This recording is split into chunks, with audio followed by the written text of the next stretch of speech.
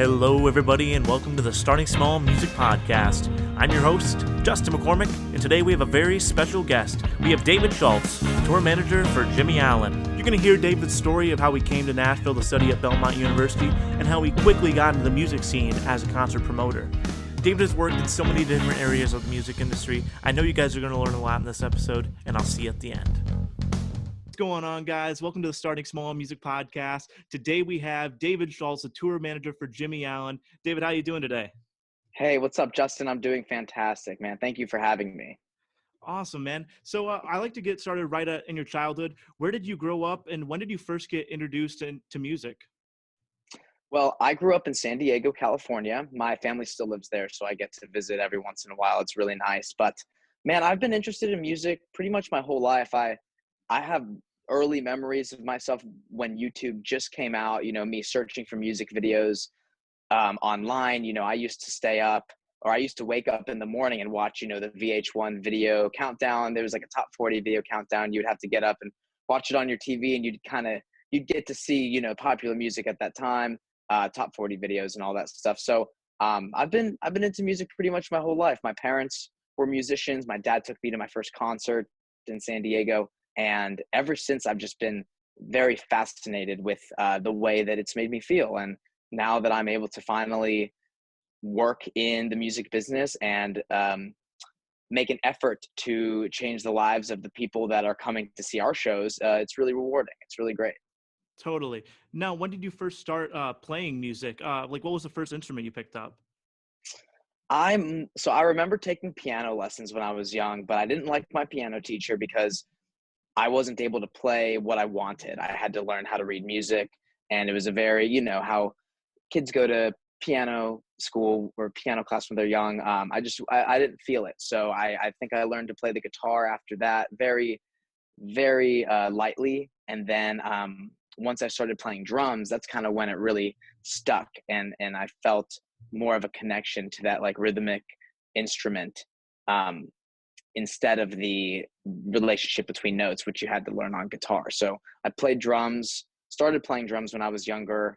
I remember I set up little trash cans in my parents' garage, and I just was banging around all the time. And they finally got me a drum kit. And once I got that drum kit, I really started playing along to music, and I pretty much taught myself for the most part.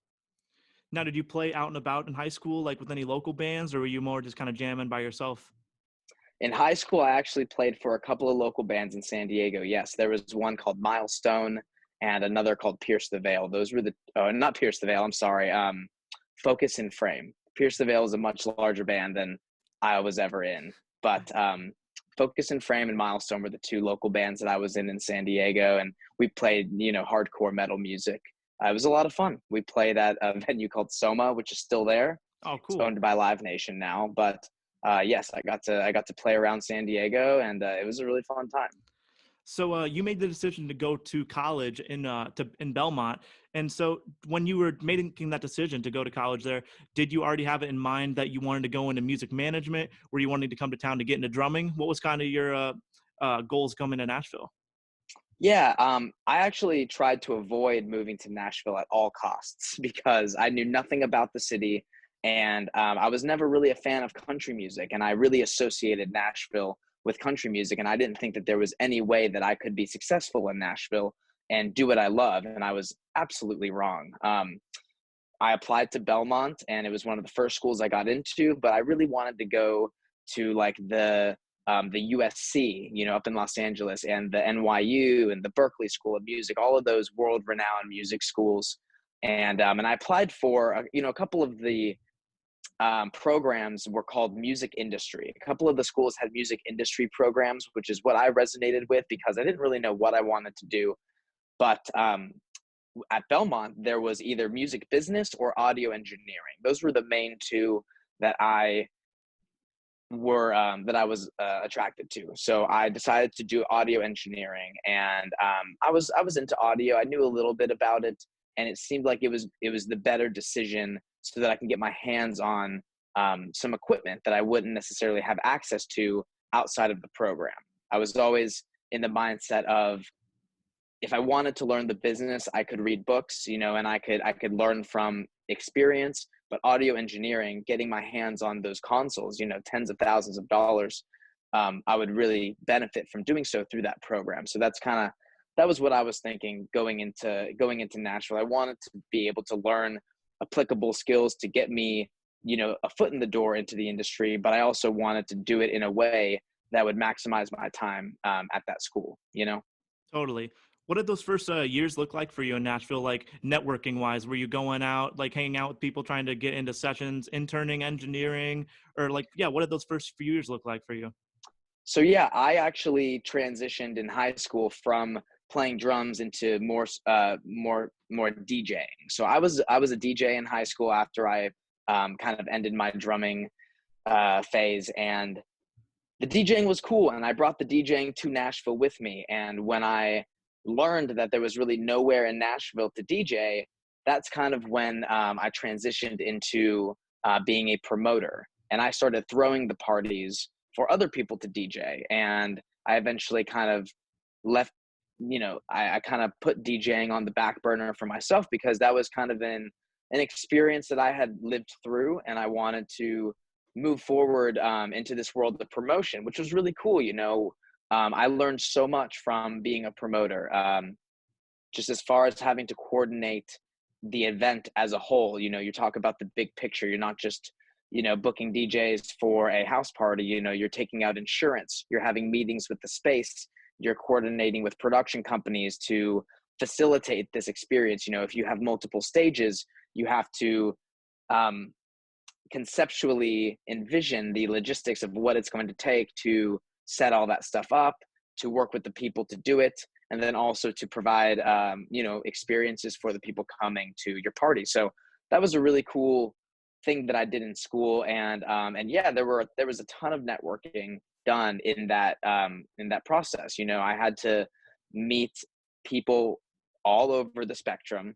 And having a community like Belmont, it was really beneficial because I kind of had it in the palm of my hand. I walked outside my dorm room, and there were a bunch of students there, in my same program, that were attempting to make it into this music industry in the same way that I was, and in different ways too.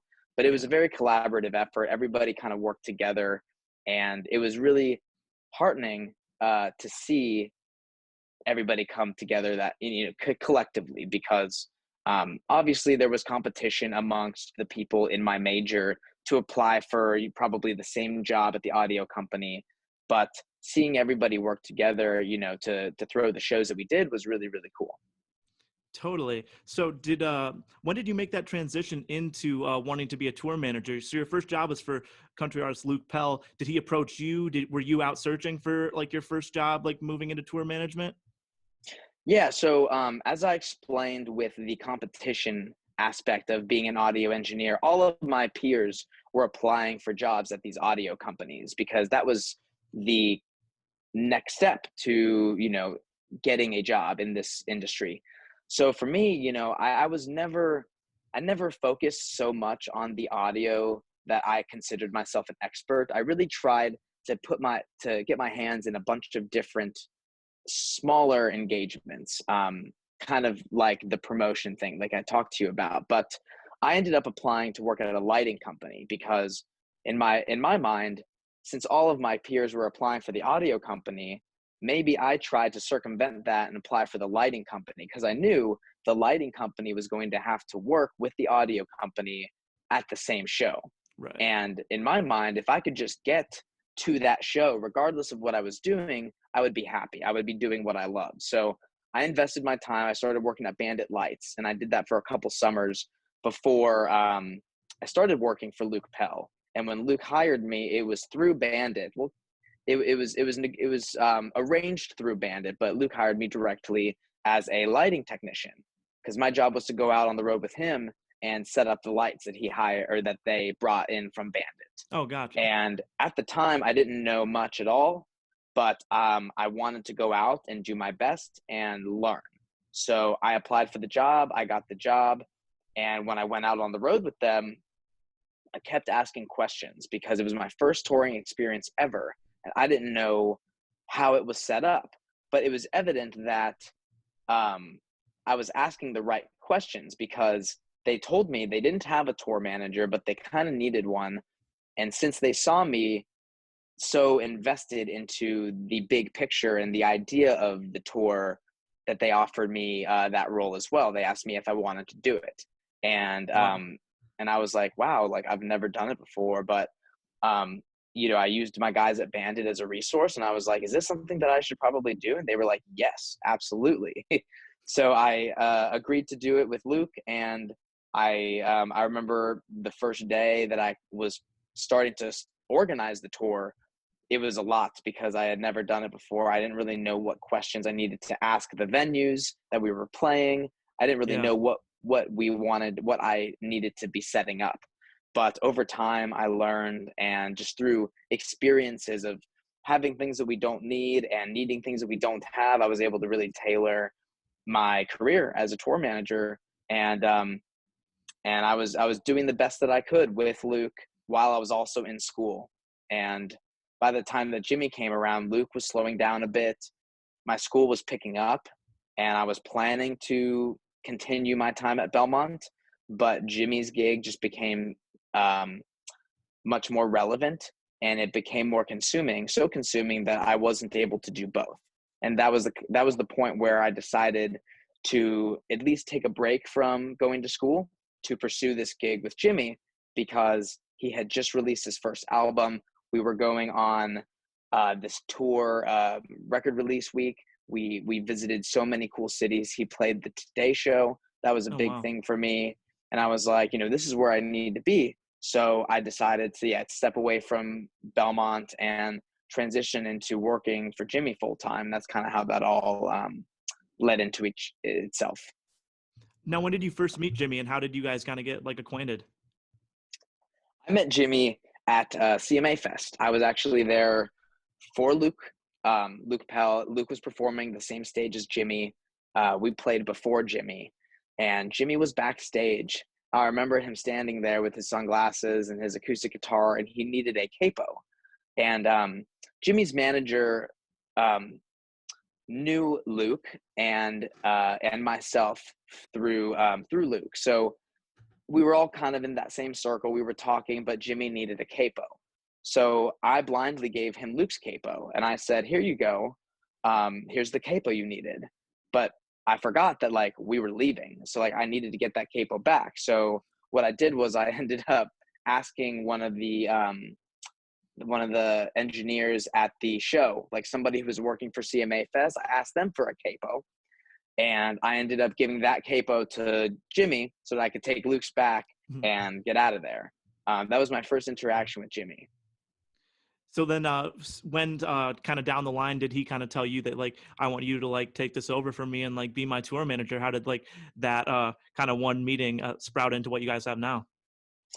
Well, it's interesting because Jimmie will tell you a different story from his perspective, but it ended up being so Jimmie had a couple of tour managers before me, and his manager Ash had been facilitating that for him. But Ash kept asking me if I knew anybody, because me and Ash had known each other through the Luke gig, and I think he trusted my judgment. But at the time, all of the people that I knew were in school, so I didn't know anybody. I didn't know any tour managers. I didn't grow up with a mentor or anything like that. So I wasn't really confident in anything that I was going to be able to offer them. So I kept saying no, I didn't know anybody. I'm sorry. And it got to the point where I kept turning it down, because I could have just said, yeah, I could do it myself, but I didn't know who Jimmie was, and I was planning to stay in school. Mm-hmm. So I didn't jump at the opportunity right away. And I was also really loyal to Luke. Luke gave me my first opportunity to learn what it was like to be a tour manager, and I wanted to do right by him, because if it weren't for him, I wouldn't be in the position that I am today to take care of Jimmie. But Totally. it ended up being the situation where they needed somebody for 2 weeks, and I decided to help them out. And the plan was for me to go on the road with Jimmie for just 2 weeks, and I was going to train somebody by the end of that 2 weeks to then take care of Jimmie. But what happened was the shows that I went to were amazing, bigger than anything I had ever seen. And Jimmie was such a kind person, and his band was so welcoming that it felt like this instant, um, this charismatic group of people that I was drawn to. Yeah. And when the person that I was supposed to train ended up not being able to come out, Jimmie offered me the gig, and I felt really good in accepting it. Like it was in my gut. I felt like this is it. This is a great thing to do. Like, let's do it. So that's kind of how that happened, and I agreed to be the tour manager, production manager, everything. Because it was at that point, it was just Jimmie, the band, and myself. We had a great couple weeks, and that's kind of how it all got started. Dang, and fast forward to today, like Jimmie's one of the fastest artists or growing artists in country music, multiple hits. What does your typical day on the road look like now? Now that you guys got a big bus, like, so you wake up on the bus, what's your day look like up until showtime and when you guys are pulling out of the city?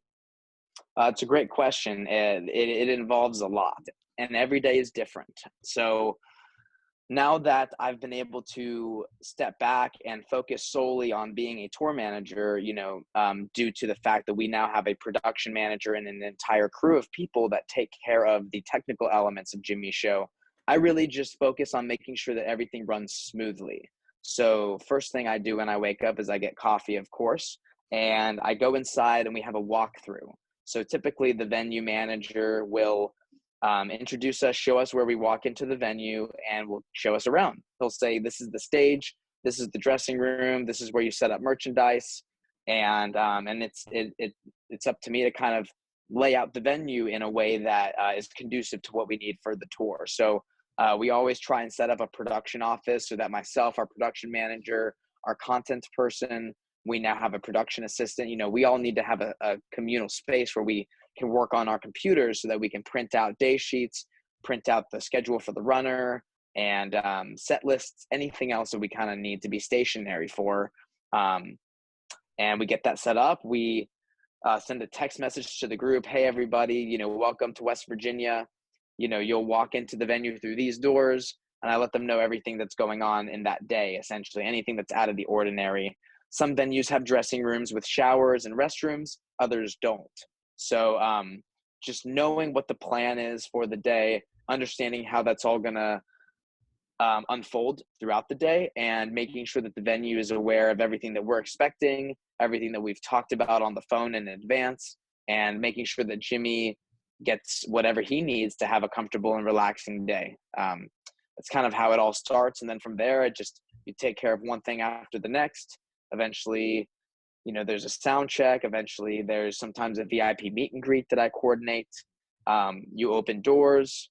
I settle the show, which essentially means that I'm responsible for obtaining payment for the contract that was signed. There's always an agreement between the artist and the venue. So I'm responsible for making sure that I settle that remaining balance and calculating any sort of overages or bonuses that may be accrued from playing the show and selling a certain number of tickets. So pretty much anything non-technical that revolves around the tour is kind of falls under my realm. And every day I wake up and just kind of get to it and handle things one at a time. What do you think the most rewarding part of being a tour manager is? I love seeing the show happen and seeing the audience react to the show.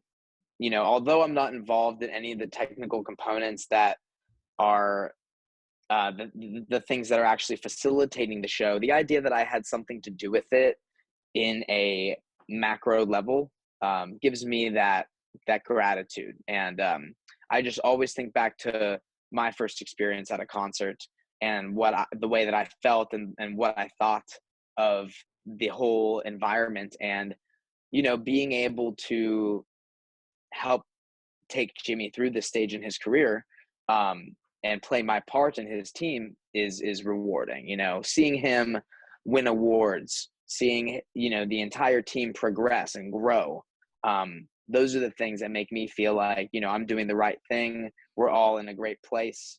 Being able to hire colleagues and my old classmates from Belmont has been extremely rewarding. And excuse me, but yes. Wow, It's all been really great. that's awesome.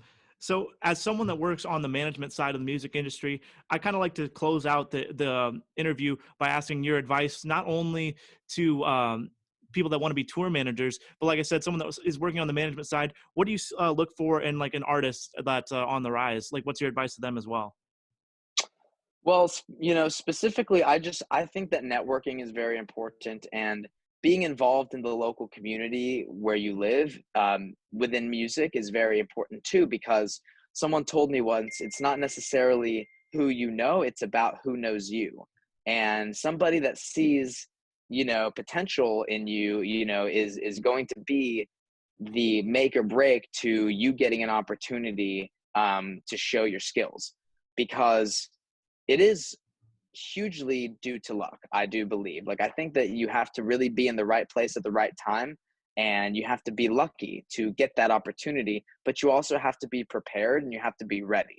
So that's kind of where the hard work versus luck thing goes in. You have to know your stuff. You have to be on top of it, organized. You have to present yourself in a way that's going to encourage them to want to hire you to represent, whatever artist you're eventually going to work for. But yeah, work hard, be nice, be engaging, ask questions. Don't be afraid to make mistakes, because mistakes happen, but show your true understanding of how you made the mistake, what the mistake was, and how you're going to modify your actions, or modify to not make that mistake in the future, because all that stuff is very important.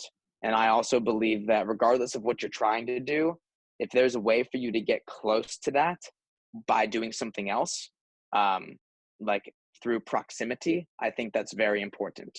Like for example, myself working for the lighting company instead of the audio company. If you Yeah. really want to do audio, I completely understand. But if you want to be involved in the general purpose of putting on a show, it might be a good idea to try and work for these other companies too, because they have less people applying to them, less people that actually want to be doing it applying to them, because there's really no lighting program, there's no video program, there's film, but it's just a little different. So yeah. Totally. Well, Dave, thank you so much for joining the podcast. I really think our listeners are going to learn a lot from your story, and I really appreciate you sitting down with me. Awesome, man. Thank you so much for the interest. I'm sorry about my phone going off. It happens all the time, and that's a true example of what it's like to be a tour manager. 24 hours a day, you never know what's going to come in, but you take it one step at a time, and you do the best you can. So I appreciate you guys taking the interest, and it was great talking to you, Justin. Seriously. Well, there you have it. My conversation with David Schultz. David, thank you again so much for joining the podcast. I had a great time talking with you. Everyone go follow him on Instagram at AskDavidTM. And come back next week to hear my conversation with Lauren Watkins, artist and songwriter at Big Loud and Songs and Daughters. Follow Starting Small Music on Instagram at Starting Small Music, and let us know who you'd like to hear on the podcast next. You can also check out Starting Small Music on YouTube, where you can see all the video content from our interviews.